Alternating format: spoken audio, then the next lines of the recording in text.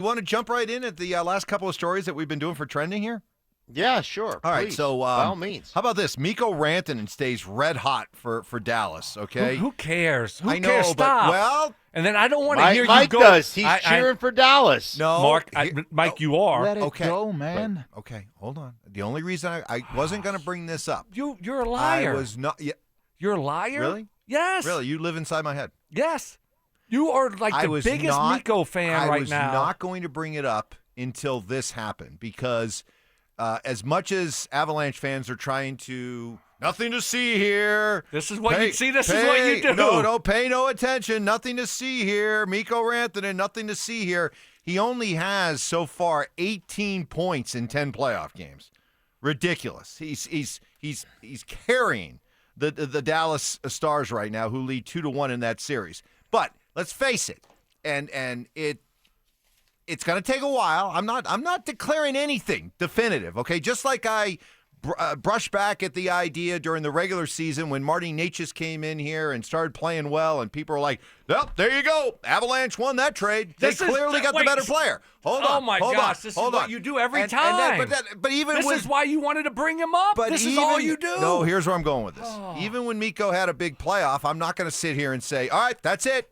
For the next 8 years, this guy's just going to torture the Avalanche. The Avalanche blew it." It still needs to be played out. But I found this to be very interesting. Nazem Kadri. Naz. Beloved Naz. Huge part of the Stanley Cup winning team, Naz. Second line center. They've never been able to replace him, Naz. Guess what he tweeted out after the game yesterday? Rule number 1, you always keep the dogs. Hashtag 96. Come on. That's Naz. That's Naz telling you the Avalanche made a mistake. Right there. And so you tell me. What's the 96 mean? That's his number. Okay. Number. Okay. So you tell me. Does Nazem Kadri carry enough, credibility that when he sends out a tweet unsolicited, rule number 1, you always keep the I've dogs. Moved on. DAWGS. I've moved Mark, on. Is that get over it? Well, get over it. Golly. See, you can't get over it because as long as Mikko's out there doing these kind of things, it is a referendum on the Avs' decision. You can't hide from that, Mark. You can't hide from it. You can't just bury your head in the sand as an Avs fan and say nothing to see here. This was a seismic move, and it's going to be defined. It's going to be defined for years.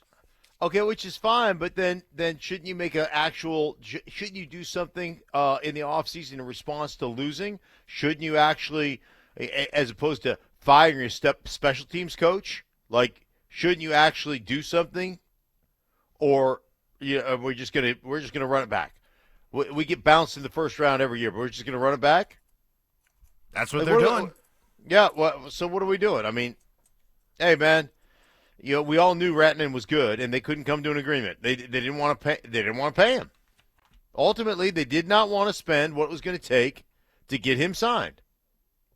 And so Mark, and look at what has happened with the last 3 years with Mikko. How's that worked out for him? Yeah, right after they bounced with him, bounced without him. Right after they won a championship. How's it work with Nathan McKinnon? How's it work with Cale Makar? Same results. Right. But at a certain point, you got to look at your team, Mike, and say, who are we going to keep and what do we need to do to be a better team moving forward? And that's what they did. So guess what? This year, it's a big F. It has not worked out for them. We understand that. Okay, it didn't work out. They didn't win a cup. They lost in the first round. And now we'll evaluate it moving forward, but you went from being the biggest Kansas City Chiefs fan. I haven't forgot about that. I'd keep receipts too, like Zach By. To now you're a Dallas Stars fan. You love it when the Stars win, and Mikko, because then you come on here and then you pat your chest and you start waving your Dallas pom-poms and your Mikko. I told you. Well, you just I did can't tell you. wait. Well, hey, look. Do we have to hear about that every single day? Sorry, yes. If he continues to light it up like this, yes, because it's an indictment on the Avs. But ultimately, time will tell. And ultimately, time will tell. But for what he's doing right now, and Naz Kadri just backed it up, it is an indictment on the Avs. And the Avs' response to all that is, we feel so good about the move moving on from Mikko, that even though we lost to him and Dallas in the first round, we're not changing a thing. We're going to run it back. Okay.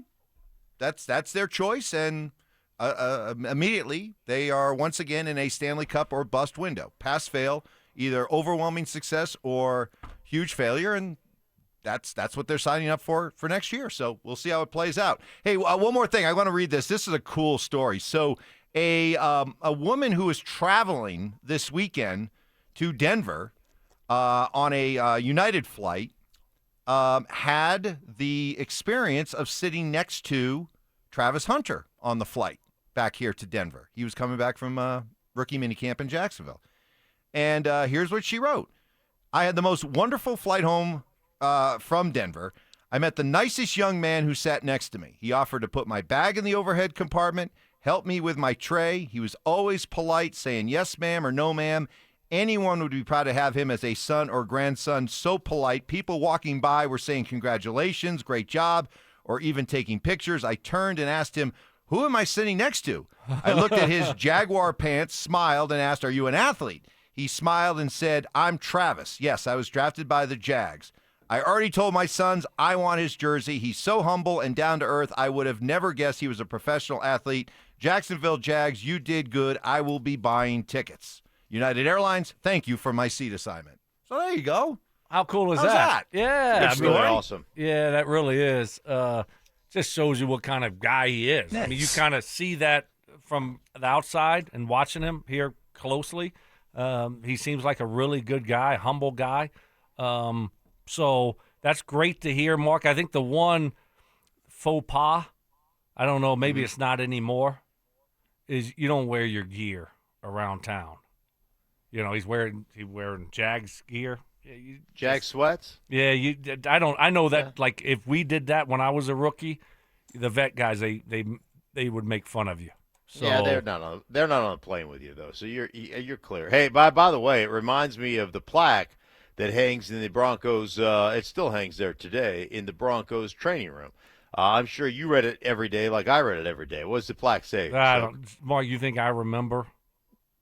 Yeah, well, if you read it every day, you commit to memory. You spent most of your adult life in that room, Mark. Well, I spent a lot of time there also. That's true. Yeah. Not in the cold tub, though. Yeah, no. So Yeah. What did it say, Mark? The plaque says, the copper plaque says, you can easily judge the character of a man by how he treats those who can do nothing for him. Yes. There it is, man. Good for now him. I remember. Good for him. Good for him. That's No, awesome. you talked about so wait, Mark. So you would be one of those guys that you wore your big old chest Denver Broncos and just started like wobbling around town, and you have your Denver Broncos workout shorts on, and like, yep, I play guard for the Broncos. He wore his jersey with his name on his back. Yes. I'm kind of a big deal. I did. No, I didn't. I mean, I don't even know if I got anything. Like, I don't even know if I got any swag. oh man, they would hammer you if you wore your gear I around would town. Like, imagine oh, that look would at be- me, No, I play you- for the Broncos or I play for the Ravens. Yeah. You know. Yeah. I know you talked about it a lot on your TV show this morning, the Nuggets blowing a golden opportunity. I know it's – guys, I know it's a 2-2 series. It's best 2 out of 3. So it's still a series. It's 2-2. But why do I feel like the Nuggets now trail in this series, Mark, that they just had a golden opportunity, up 7, 11 minutes left in the game. The game was a tractor pull. It was messy. It was ugly. Both teams were shooting horribly. It certainly looked like Oklahoma City was tightening up, and the game was exactly where the Nuggets wanted it. Close game, a chance for their experience to really shine and be the difference coming down the stretch, fueled on by the home crowd. It felt like a golden opportunity to go up 3-1. Now that they have squandered it, where are you with the Nuggets as we move forward? Well, you saw it. 8 points from the bench by the Nuggets versus 35, I think, for the Thunder. They're a deeper team. And because they can play more guys. They can go 9 deep. They're a fresher team. And the Nuggets, you're right. They had them right where they wanted them. They were up 8 and in the third quarter, and then Thunder went on an 11-0 run and ended up winning it. Jokic missed a couple of field goals or a couple of free throws, late in that game. It just was one of those golden opportunities. Now it feels like we're going to lose. Like, it just feels like it's over. And ultimately, Joker missed some bunnies. Joker didn't have his best offensive game, but when they're running 3 or 4 guys at him, and you've got, MPJ going, 1 for 9 or something, 1 for 7 from three-point land or something of that nature. I think 2 for 9 from Westbrook. It just was, it was a horrible shooting night. And when you've got that much attention being paid to by the defense of the Thunder off of Jokic, somebody's got to make a shot. Somebody's got to make a shot. Yeah, just terrible, man. You had it. You had a great opportunity, especially with the way you started, and you couldn't make anything. 8 points in the first. I mean, are you bleeping kidding me?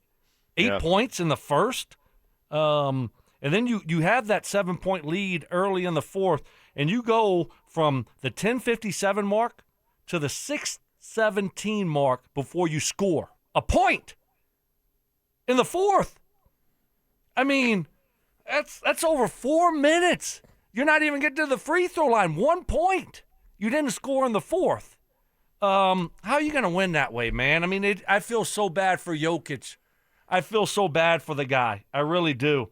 He's got nothing around him, man. I mean, Aaron Gordon's a nice player. Jamal once every blue moon.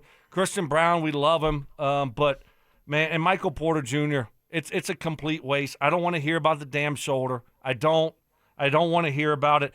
Don't dress out. Leave your uniform in the locker and go put on some nice clothes and sit on the bench next to all the other guys that aren't playing. But when you take the uniform, you can't play the way that you play, the way that he played.